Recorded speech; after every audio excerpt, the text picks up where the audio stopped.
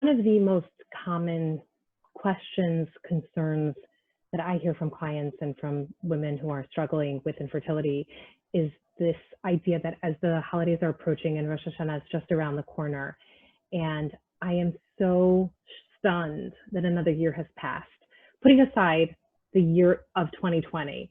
But the Jewish holiday really documents for us this expansive experience of a whole year has passed. And so many women express to me this idea of, I'm stuck.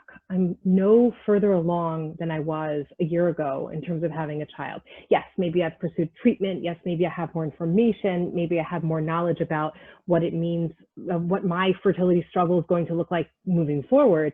But ultimately, when I walk into Rosh Hashanah davening one more time this year without a pregnancy, without a belly, without a baby, it's such a marking of time that time has passed and I'm still there. I kind of would consider it as almost like I'm running on a treadmill. I've run a marathon, but I'm stayed in the exact same place. I know that I've run this marathon. I feel it in my bones, my exhaustion, my frustration, my sadness, and perhaps at not doing the best job running my marathon, but here I am. And how is it possible that I'm still here?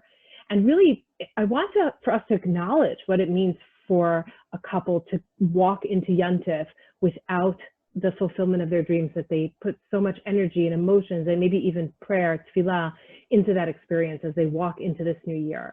And I think just to take a moment of acknowledging this for the other individuals, thinking about the people in our lives who are still struggling to build their family.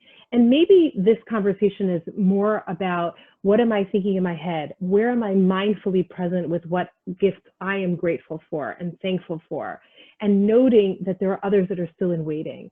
And maybe it is about taking a pause to acknowledge it privately and to think about, what might I do differently to support those in my circles who are continuing to experience the struggle of infertility, and how complex that space must be for them to walk in the door again this Yontif.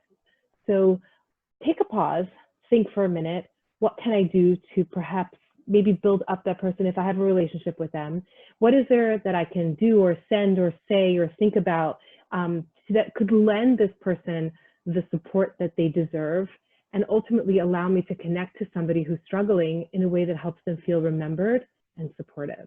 So we can come up with some ideas as we move along in our future conversations, but take a minute to think about, how might I support others in my community, my immediate circle, my extended circle, my communal circle, who are struggling with infertility, especially as Yontif approaches.